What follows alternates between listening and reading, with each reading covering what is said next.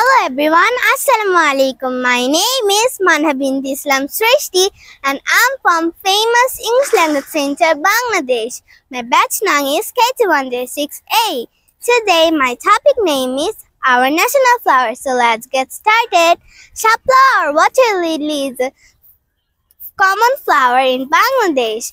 Shapla is very big and beautiful flower. The stem of the shapla stick on the mud.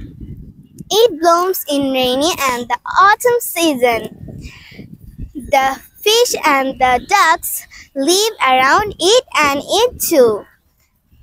Shapla comes in many colors like red, pink, blue, white, etc. We love Shapla and feel proud of it. That's all for today. Thank you for listening. Me cordially. Bye.